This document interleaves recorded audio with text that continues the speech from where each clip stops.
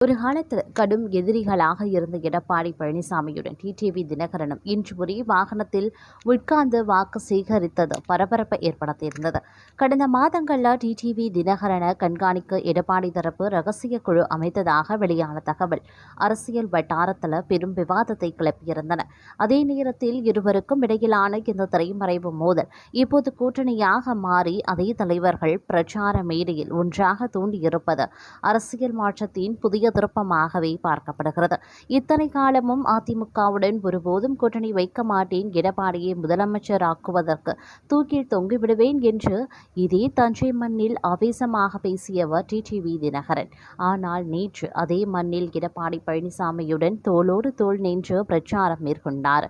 மேடையில் பேசிய தினகரன், எங்களுக்குள் இருந்தது அண்ணன் தம்பி சண்டைதான். தற்போது தொண்டர்கள் முதல் நிர்வாகிகள் வரை அனைவரும் இணைந்துவிட்டோம். அம்மாவின் ஆட்சியை எப்படி பழனிசாமி தலைமையில் மீண்டும் உருவாக்கவே இந்த இணைவு என உருக்கமாக பேசி கடந்த கால கசப்புகளை மறக்க முயன்றார். வேட்பாளர் கார்த்திகேயனை ஆதரித்து பேசிய எடப்பாடி பழனிசாமி அதிரடி வாக்குறுதிகளை அள்ளி வீசினார்.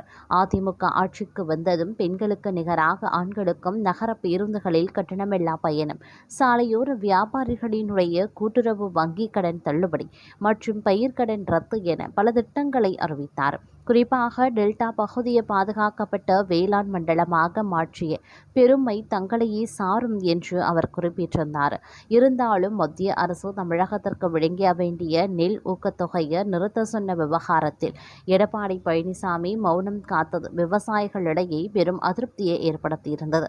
முதல்வர் ஸ்டாலின் எழுப்பிய கேள்விக்கு எடப்பாடி தரப்பிலிருந்து எந்த பதிலும் வராதது டெல்டா விவசாயிகள் மத்தியில் ஒருவிதமான ஏமாற்றத்தை உருவாக்கியிருக்கிறது. தமிழக அரசியலின் யதார்த்தத்தை பொறுத்தவரை அதிமுக அமமுக இணைப்பு என்பது பாஜகவின் மேலிட அழுத்தத்தாலேயே சாத்தியமானது என்பது அரசியல் விமர்சகர்களின் கணிப்பாகவே உள்ளது.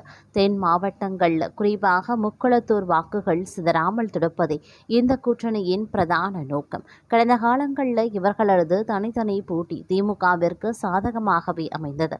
ஆனால் தற்போது தலைவர்கள் கைகோர்த்தாலும் அடிமட்ட தொண்டர்களிடையே இன்னும் முழுமையான இணக்கம் ஏற்படவில்லை என்பதுதான் கள நிலவரம். அதனால்தான் எடப்பாடி பழனிசாமி தனது கட்சி நிர்வாகிகள் மீது ஒரு கட் வைத்திருப்பதாகவும் தினகரனுடன் நெருக்கம் காட்டும் நிர்வாகிகள் குறித்து விசாரிக்க ரகசிய கண்காணிப்பு குழுவை அமைத்துள்ளதாகவும் கடந்த மாதம் தகவல் கசிந்திருந்தன. அது மட்டுமல்ல, தஞ்சை பிரச்சாரத்திற்கு அமமுக நிர்வாகிகளுக்கு அழைப்பு விடுக்கப்பட்டும் அவர்கள் பெரிய அளவில் ஆர்வம் காட்டாததும் கூட்டணியின் பலவீனத்தையே காட்டியது. மேலும் தங்களுக்கு ஒதுக்கப்பட்ட தொகுதிகளில் மட்டும் வேலை பார்ப்பதும் அதிமுக வேட்பாளர்களுக்கு போதிய ஒத்துழைப்பு வழங்காதது என அமமுகவினர் ஒருவித மௌன புரட்சியில் ஈடுபட்டுள்ளதாகவும் செய்திகள் கசியாமல் இல்லை. ஆனால் தேர்தல் நெருங்கிவிட்டதால் அனைத்து அதிருப்திகளையும் தள்ளி வைத்துவிட்டு இரண்டு தலைவர்களும் இணைந்து பிரச்சாரத்தை மேற்கொள்ள வேண்டிய நிலைமை ஏற்பட்டுள்ளது. அன்று எடப்பாடிக்கு எதிராக பேசிய அதே இடத்தில் இன்று அதிகாரத்திற்காக பக்கத்தில் அமர்ந்திருப்பது அரசியலில் எதுவும் நிரந்தரமில்லை என்பதை மீண்டும் உறுதிப்படுத்தியுள்ளது. அதிமுக மற்றும் அமமுக ஆகிய இரு துருவங்களும் உண்மையாகவே மனதார இணைந்தால் அது அந்த கூட்டணிக்கு இமாலய பலத்தை தரும் என்பதில் மாற்று கருத்தில்லை. கடந்த காலங்களில் தனித்தனியே போட்டியிட்டு வாக்குகள் சிதறியதால் இழந்த வெற்றிகளை இந்த ஒருங்கிணைப்பு மீண்டும் மீட்டெடுக்க உதவும். குறிப்பாக தென் மாவட்டங்கள் மற்றும் டெல்டா பகுதிகளில் இவர்களது கூட்டுபலம் எதிர்த்தரப்பிற்கு பெரும் சவாலாகவே அமையும். தலைவர்களினுடைய கைகோர்ப்பு அடிமட்ட தொண்டர்களிடையே ஒரு புதிய உற்சாகத்தை மாற்றி தேர்தல் பணிகளில் தொய்வில்லாத வேகத்தை கண்டிப்பாகவே உருவாக்கும். எனினும் இவர்கள் வெறும் தேர்தல் வெற்றிக்காக மட்டும் இணையாமல் கொள்கை ரீதியாக ஒன்றுபட்டால் மட்டுமே அந்த பலம் நிலையான வெற்றியாக மாறும். இல்லையெனில் இது ஒரு தற்காலிக அரசியல் அசைன்மெண்ட்டாகவே பார்க்கப்படும். இந்த விஷயத்தில் என்ன நடக்கப் போகின்றது அப்படிங்கிறதையும் நாம் சற்று பொறுத்திருந்து தாங்க பார்க்க வேண்டும். நாளுக்கு நாள் பார்த்திங்க அப்படின்னா அரசியல்களும் சூடுபிடிக்க ஆரம்பித்திருக்கக்கூடிய நிலையில் தற்போது அரசியல் வட்டாரத்தில் பெரும் பேசுபொருளாகி வந்துட்டுருக்கக்கூடிய இந்த கவனிப்புகள் அப்படிங்கிறது மிகப்பெரிய அளவில் மாற்றத்தை ஏற்படுத்த போகின்றதா அப்படிங்கிறது தான் தற்போதைய எதிர்பார்ப்பாகவே மாற்றப்பட்டுள்ளது அப்படின்னு கூட சொல்லலாங்க.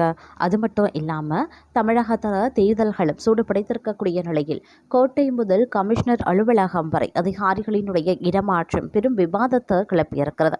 அதிமுக பொதுச் செயலாளர் எடப்பாடி பழனிசாமி கொடுத்த லிஸ்ட், தேர்தல் ஆணையத்தின் நடவடிக்கை, அதற்கு திமுக கொடுத்த பதிலடி என தமிழக அரசியல்களும் பரபரப்பின் உச்சத்தில் இருக்கிறது. தேர்தல் நியாயமாக நடக்க வேண்டும் என கூறி முக்கிய அதிகாரிகளை மாற்றக் கோரி எடப்பாடி பழனிசாமி தரப்பில் தேர்தல் ஆணையத்திற்கு கடிதம் அனுப்பப்பட்டிருந்தது. சென்னை மாநகர போலீஸ் கமிஷனர் அருண் மாற்றப்பட வேண்டும் என்பது எடப்பாடியின் முக்கிய கோரிக்கை. அதற்கு பதிலாக தினகரனை அந்த பதவியில் அமர்த்த அவர் பரிந்துரைத்தார். ஆணையம் அருணை மாற்றியது என்னவோ உண்மைதான். ஆனால் அந்த இடத்திற்கு வந்தவர் அபின் தினேஷ் முடாங். எடப்பாடி கேட்ட நபர் அங்கே வரவில்லை. நிர்வாக ரீதியிலான அதிரடி மாற்றமாக தமிழக தலைமை செயலாளர் முருகானந்தம் மாற்றப்பட்டு புதிய தலைமை செயலாளராக சாய்குமார் IAS நியமிக்கப்பட்டிருந்தார். குறிப்பாக அப்போதைய உள்துறை செயலாளர் தீரஜ்குமார் IASக்கு பதிலாக தர்மோந்திர பிரதாப் யாதவை நியமிக்க வேண்டும் என்பது அதாவது எடப்பாடியினுடைய விருப்பமாகவே இருந்தது. ஆனால் தேர்தல் ஆணையமோ யாரும் எதிர்பார்க்காத வகையில் மணிவாசனை புதிய உள்துறை செயலாளராக நியமித்து உத்தரவிட்டிருந்தது. மேற்கண்ட மாற்றங்கள் எடப்பாடி தரப்புக்கு ஓரளவிற்கு ஆறுதல் அளித்தாலும் அடுத்த கட்டமாக நடந்த லஞ்ச ஒழிப்புத்துறை விவகாரம்தான் கிளைமேக்ஸாக அமைந்திருந்தது. லஞ்ச ஒழிப்பு மற்றும் கண்காணிப்புத்துறை DGPயாக இருந்த டேவிட்சன் தேவாசீர்வாதம் மாற்றப்பட்டு அந்த இடத்திற்கு சந்தீப் மிட்டல் நியமிக்கப்பட்டார். இந்த அறிவிப்பு வெளியான சில மணி நேரங்களிலேயே திமுக தனது அதிரடி எதிர்ப்பை பதிவு செய்திருந்தது. இந்த விவகாரத்தில் திமுக தரப்பில் இருந்து கிளம்பிய எதிர்ப்பு புயல் தேர்தல் ஆணையத்தையே ஒரு நிமிடம் அதிர வைத்தது அப்படின்னு சொல்லலாம். திமுக பொருளாளர் TR பாலு தேர்தல் ஆணையத்திற்கு எழுதிய மிக காட்டமான கடிதத்தில் சந்தீப் மிட்டலின் நியமனத்திற்கு எதிராக அடுக்கடுக்கான புகார்களை ஆதாரங்களுடன் முன்வைத்தார். சந்தீப் மிட்டல் வெளிப்படையாகவே பாஜக மற்றும் RSS அமைப்புகளின் கொள்கை பிடிப்பு கொண்டவர். அவர் அந்த பதவியில் இருந்தால் தேர்தல் நடுநிலைமை என்பது கேள்விக்குறியாகிவிடும் என்று குறிப்பிட்டிருந்த பாலு அவர் மீது ஏற்கனவே நிலுவையில் இருக்கக்கூடிய கடுமையான ஊழல் குற்றச்சாட்டுகளையும் பட்டியலிட்டு தேர்தல் ஆணையத்தின் கவனத்திற்கு கொண்டு சென்றார். வெறும் புகாருடன் நின்றுவிடாமல் சர்ச்சைக்குரிய அந்த அதிகாரியை உடனடியாக அந்த பொறுப்பில் இருந்து நீக்க வேண்டும். தவறும் பட்சத்தில் தேர்தல் ஆணையத்தின் இந்த ஒருதலைபட்சமான முடிவை எதிர்த்து நீதிமன்ற படிகளை ஏறி உரிய சட்ட ரீதியான நடவடிக்கைகளை எடுக்க திமுக தயங்காது என்று மிக தெளிவான எச்சரிக்கையையோ அந்த கடிதத்தில் பதிவு செய்திருந்தார். இதன் விளைவாகவே அடுத்த சில மணி நேரங்களிலேயே தேர்தல் ஆணையம் தனது முடிவை மாற்றிக்கொள்ள வேண்டிய சூழல் உருவானது. திமுகவின் இந்த பவர்ஃபுல் எதிர்ப்புக்கு பிறகு தேர்தல் ஆணையம் உடனடியாக இறங்கி வந்தது. நியமிக்கப்பட்ட ஒரே நாளில் சந்தீப் மிட்டல் விடுவிக்கப்பட்டு மீண்டும் டேவிசன் தேவாசீர்வாதமே அதே பதவியில் நீடிப்பார் என அதிரடி உத்தரவு பிறப்பிக்கப்பட்டிருந்தது. ஒட்டுமொத்தமாக பார்க்கையில் அதிகாரிகள் மாற்றப்பட வேண்டும் என்கிற எடப்பாடியின் கோரிக்கை நிறைவேறியிருக்கிறது. ஆனால் அவர் கை காட்டிய அதிகாரிகள் யாரும் முக்கிய பொறுப்புகளுக்கு வரவில்லை. குறிப்பாக லஞ்ச ஒழிப்புத்துறை விவகாரத்தில் திமுக கொடுத்த நெருக்கடியால் தேர்தல் ஆணையம் தனது முடிவை மாற்றிக்கொண்டது. எடப்பாடி பழனிசாமிக்கு ஒரு பின்னடைவாகவே அரசியல் வட்டாரத்தில் பார்க்கப்படுகிறது. அதிகாரிகளை மாற்றியது ஓகே, ஆனால் அவர்களின் ஆட்களை மாற்ற முடியவில்லையோ என்பது தற்போதைய ரத்தங்களினுடைய மைண்ட் வாய்ஸாக அமையப்பெற்றிருக்கிறது அப்படின்னு நாங்கள் சொல்லணும்.